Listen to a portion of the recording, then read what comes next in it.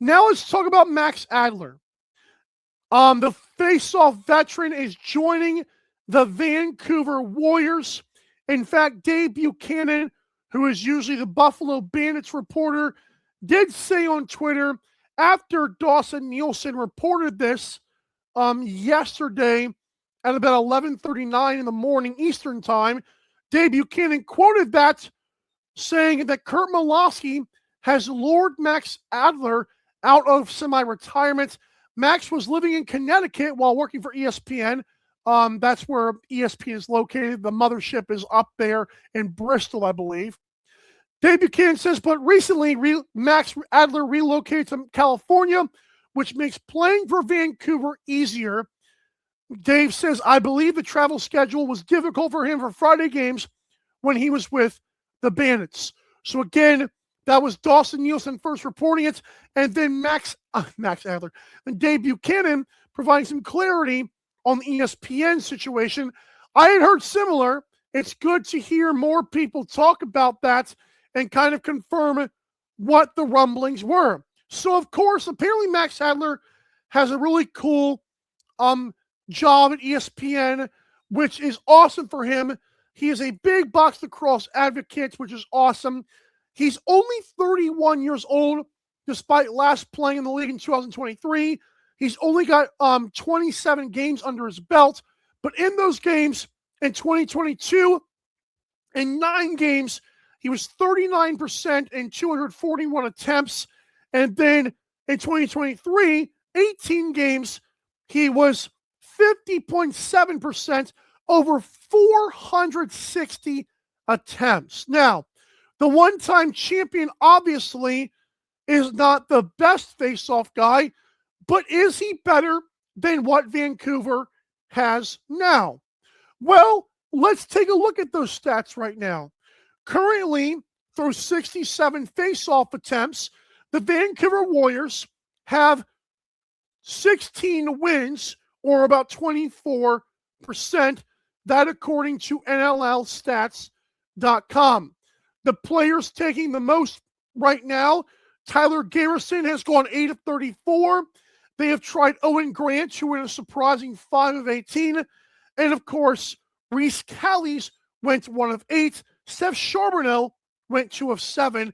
And that's how they've gotten to this point. But obviously, there is not one guy on the dot. Obviously, Reese Callies and others are, Owen Grant, are transition/defenders. Having a face-off guy like a Jake Nasu who can play and then get off would be great. Not saying Adler cannot be capable of anything else.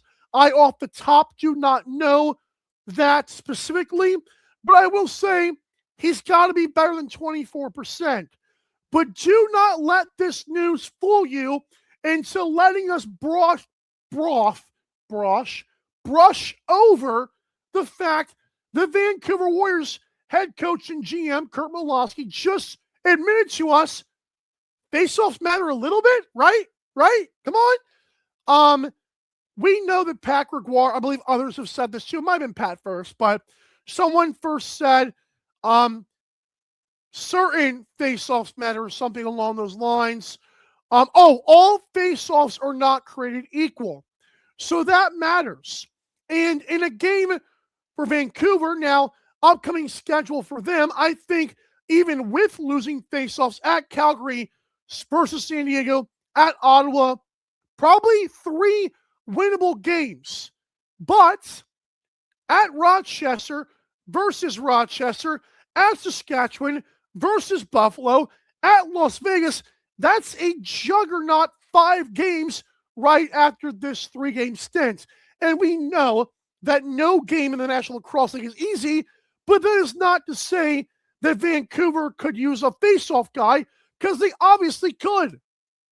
Now, another thing about this that I think is very intriguing and is a tad bit underrated about the story. Now, granted, there has not been much discussion on this in general because the fact the NLL does not have daily shows besides myself, and other podcasts have not gotten to this yet. But the underrated story of this still is going to be the fact is Alex Stathakis more hurt than we thought? Now, this could go both ways. Part of this reasoning is, Max Adler comes in. Why would he only sign for 4 or 5 games?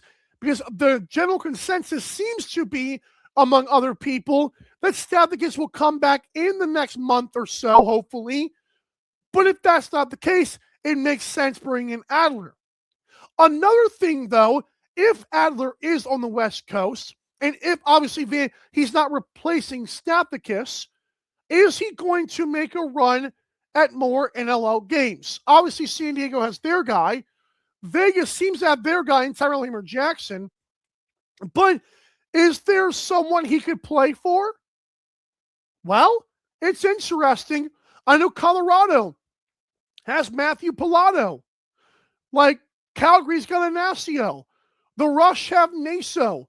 So it's like, if he's only on the West Coast, are we doing a Mitch DeSnoo only playing a certain amount of games? Are we making an NLL comeback, or is Stathakis out longer than we thought? So many thoughts going through my brain, and I know other people's brain as well. I thought I'd talk about it. But again, the biggest story of all of this is Kurt Malosky could not get through the next 5 or how many other games it is with only winning 24%. And what's funny about that, I actually thought that winning 24% was not the worst thing in the world. Like, I was expecting like 15% or less. 24 is kind of like, okay, we're getting stopped in the dots, but we're winning a few of them. I don't know, man. Or maybe Malosky realizes every team's getting a face-off guy now.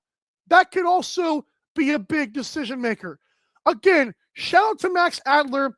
Welcome back, sir. I don't know if he'll be dominant because he has not been historically dominant, and now the face-off guys have gotten better. We'll have to see. But good for Adler. Good for Malosky for being humble. And I'm excited to see where this goes. And get well soon, Alex Stathakis. That dude is awesome.